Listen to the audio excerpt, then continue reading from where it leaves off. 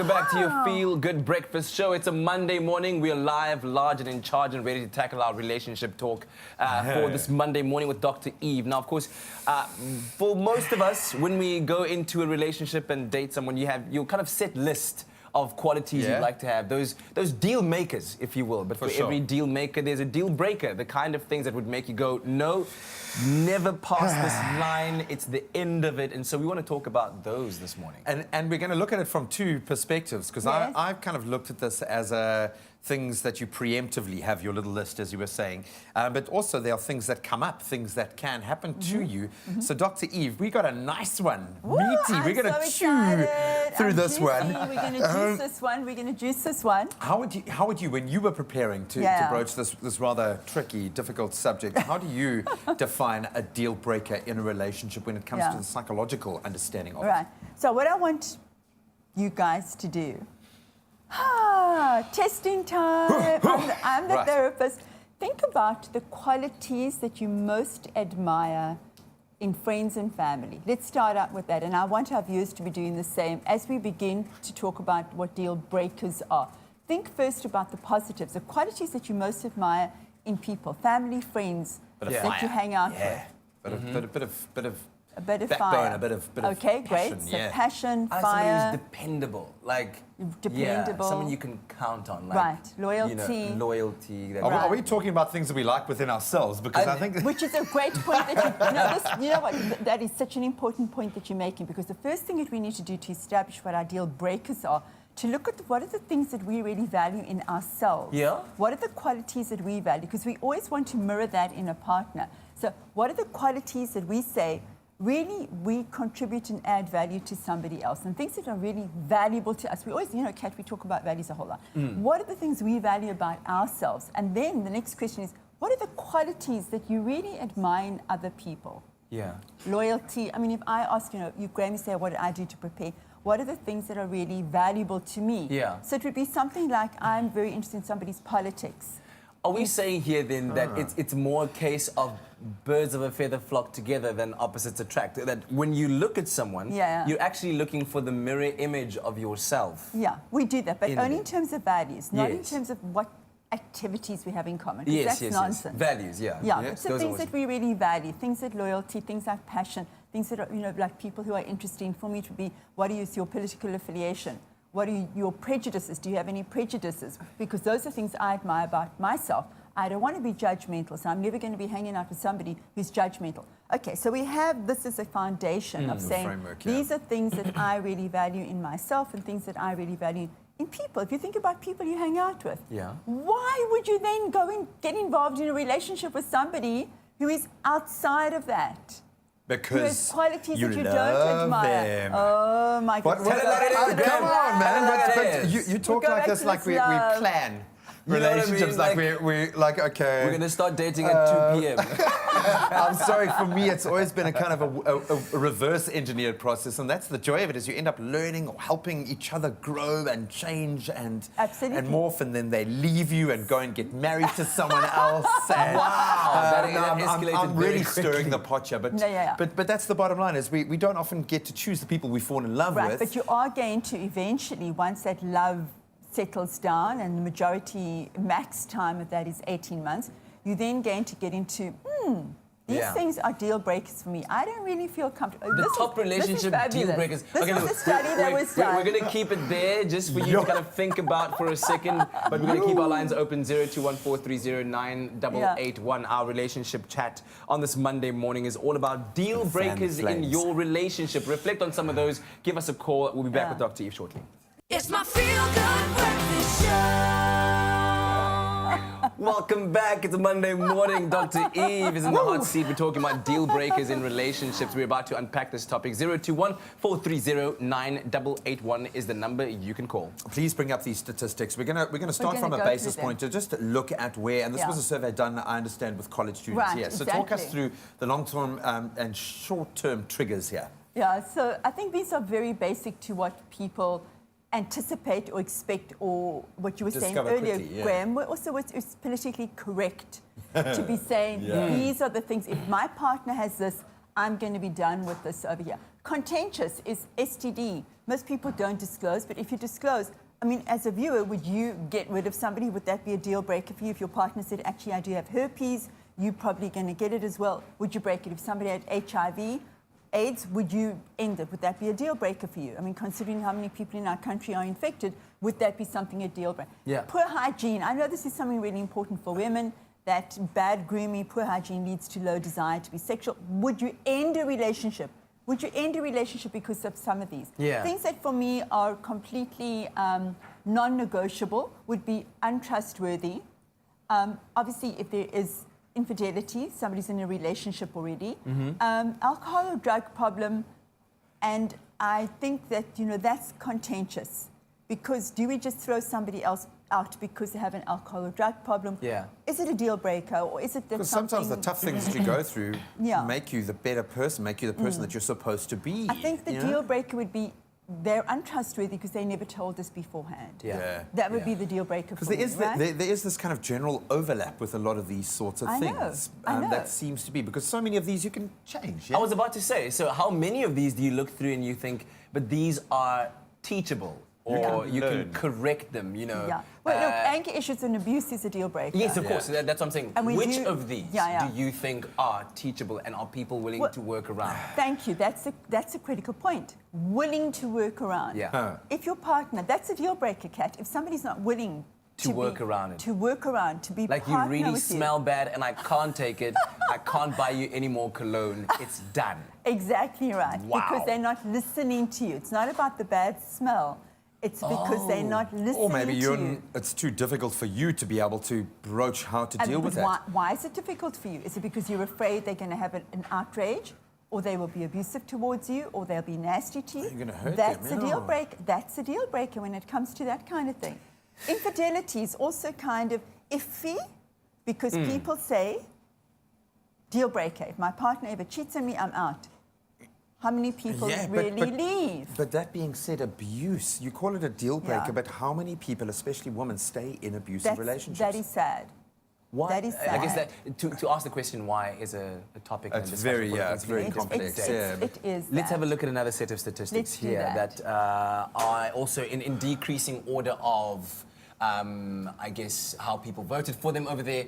If somebody's unclean in appearance, they're lazy, too needy. And I think we want to draw attention to the difference between men and women, right? What there men we go. find that a deal breaker and what women. And how's that too much video gaming time? Women are saying deal breaker. That's like halfway on the list. That's pretty high up. I want you to show me the 25% of women that are playing games, ruining their relationships as a result. That is crazy. I Yeah. think what is quite interesting is the order of these of things the ways as that well. they've come up, yeah. Low sex drive. I'm, interested to know, is this something that would be a deal breaker? Maybe your partner is ill or just has a low sex drive. Would you end the relationship because of that? Question. Yes. If one of these is part of your character trait, Yeah, right? yeah. That is now, let's say, somehow revealed later on in your relationship, and your partner says, well, deal breaker.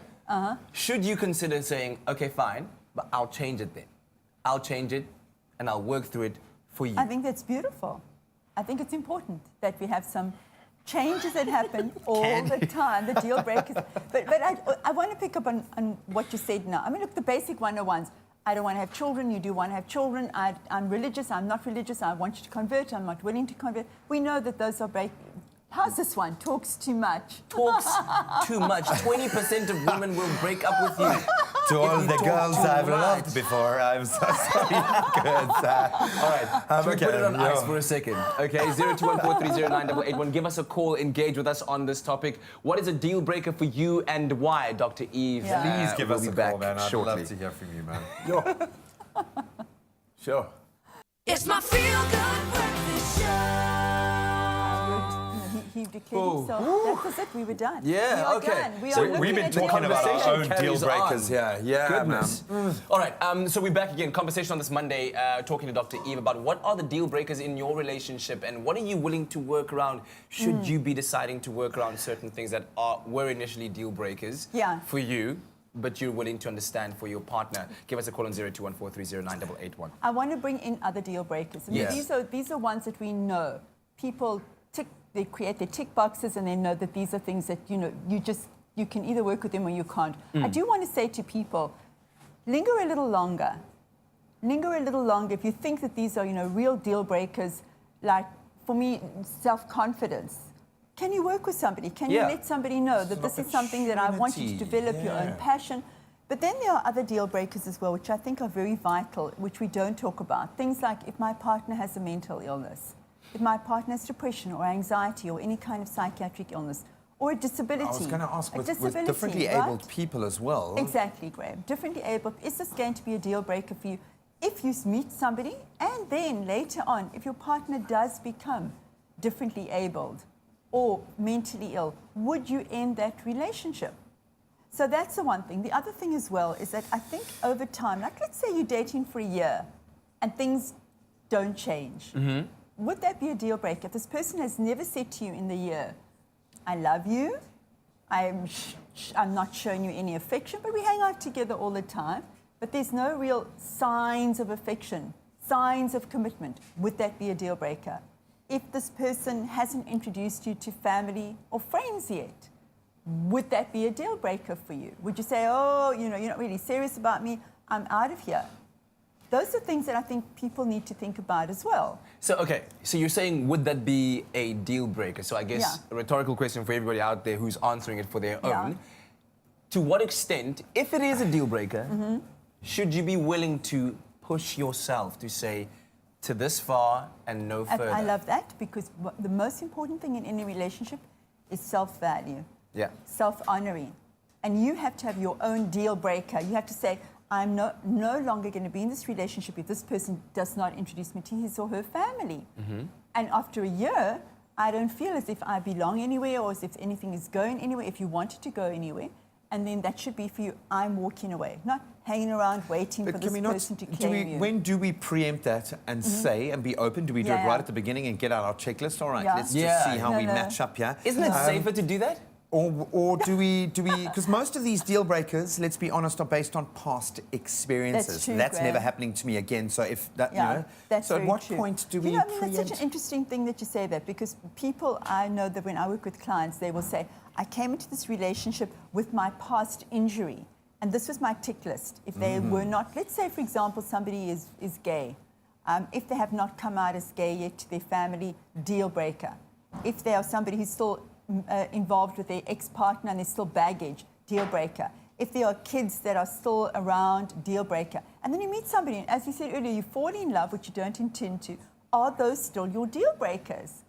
I'd love to hear from viewers. That's are those things that still bother you? Because you're all starry-eyed and it's beautiful and feelings are amazing. Catching feelings. You're catching feelings, but now you're sitting there on your first date and you're like, here's my list. Which probably realistically could save you a lot of heartache in the future. I agree with you. But is that the way that we want romance to be? How do you start that conversation? So you say, in the past, I have. No, you don't even do do that conversation. You go straight into the gut. And that's what we ignore the most, right? Where we get the inflammation of feeling, this is uncomfortable. This person is so angry that I don't think he or she, over, after 3 or 5 years of divorce, is ever going to get over this anger. It's like, too long. I don't want to be here because I know I'm going to be caught up in this anger. But we choose to ignore the gut and we think, I'm going to be the one to change this person. Or in a past relationship, he will say, I got rid of my last girlfriend because all she wanted was money. It's like, what's wrong with giving money to a partner if this is the agreement or you're sharing a commitment? Or, you want to get to really trust your gut. When your gut says this person is always going to be uncomfortable, unkind, angry, I don't want to be there, that's when you should really cut it. So it's not more like, oh, does he or she read good books, watch the same movies as me? It's like, I feel the unkindness is there. I feel the anger is there. How much of that should you trust as your gut versus your fears? 100. No, versus your fears. And fears also based, as you said now, on past baggage. It's baggage, because we all... Yo, guys, we're running out of time. I think we might have... Do we have one more segment? We do. We do. Thank you. Thank you to the producers. Okay, 0214309881. We'll be back with Dr. Eve. Oh, this is what I mean. Every week it's awesome, Doc. And we love you so much for this very reason. But we are talking about deal breakers within relationship. And deal bakers should also be a deal thing. bakers, maybe. agree. And I for a can't living. bake, and she can't bake. We thought it would end, but we've managed to find a way through with stir fry. It's a very difficult thing to wrap your head around these things because it happens in stages and it's so different for each individual. I have to ask a very blanket question. Are we all slaves to these archetypes? Are we all destined? Can we actually elevate ourselves above our basic urges when we should be trusting our gut, but all our gut instinct is based on the terrible wrongs that have happened to us in the past? Where do we find that quiet space within the centre to have a meaningful relationship and move past these things? I think the meaningful relationship is what's called a healthy relationship, Graham, where you've got a partner where you feel foundationally safe, and you can be vulnerable. And these things can be spoken about where there is the desire to run because your brain is saying, I need to take flight because there is this thing which feels very deal breakish for me. And the partner can be there and say, no, let's talk it through. Let's be present with each other with it. Don't run so quickly. Let's see if we can work it together. Example of that would be something like infidelity, which we've spoken about. Yeah. We touched on that, where people have been brought up to say, I'm out of here. People do not leave. There is a lot of what's called trauma growth that happens through things like infidelity. We have a caller on the line. Precious calling us from in the KZN. Good morning, Precious. Good morning, how are you? Very well. Where in KZN are you calling us from? We're phoning from Scottsboro. From Scottsboro. All right. What is your comment or your question? Here, Precious. Hi, Dr. Eve. So how do you distinguish between being in an open relationship with a person where you've been with them for quite a while, and how do you know if it's a full-time thing? So what I'm trying to say is, how do you... you committed to the person, but how do you know that they committed to you, or if it's an open relationship, if they're not upfront with you? So, may I ask this, Precious, have you been in an open relationship with this person before? Has your relationship been open thus far? Okay. So I'm phoning on behalf of a friend, and it's kind of complicated because she's in a relationship with a person, but the person is bisexual. Ah. Yes, but the thing is, how do you, if they're not open about it, how do you know that you're committed to them? So that's what I'm trying to get down. Sorry, excuse us pumping you for all the questions. Is she aware of the person, and I assume the friend is the female in the mix, is she aware that the relationship is still open, or do you think she thinks the relationship is now committed? Are we talking about infidelity and cheating here? What do you think? Well, it's kind of both open-ended, Graham. I think they both know what they're doing, but they don't want to commit to the fact that they are in open relationships, but they're committed to each other. Well, thanks for giving us our topic for next week there, Precious. Absolutely love that. Just very quickly, sorry, Doc, if you can respond. This is infidelity, and this is disastrous. Because if you're going to have a consensual, non-monogamous relationship, there needs to be enormous discussion about it, and that's one of the deal breakers as well. One of you may want to be in a polyamorous or open relationship, and the other person may want to be just in a very monogamous relationship. But it's not going to work, Precious. You can tell your friend if there is so much secrecy and cheating that's going on. There has to be discussion. There has to be discussion about it. There's going to be just heartache. Yeah. Thanks very much for the call, Precious. And Dr. Eve, thank you very much. I'm kind of, the silver lining from this that I'm taking from this entire topic is that from the very beginning, as soon as possible, hey, just lay out the list, eh? Yeah. Lay out the list. It might be unromantic or whatever, but it could possibly save you a lot of time, a lot of feelings. Unless, of course, the list is a deal breaker for that person. You just never know. Oh, man, what an awesome discussion, Dr. Eve. We absolutely love you. We're going to take the quickest breaks. We'll see you on the other side.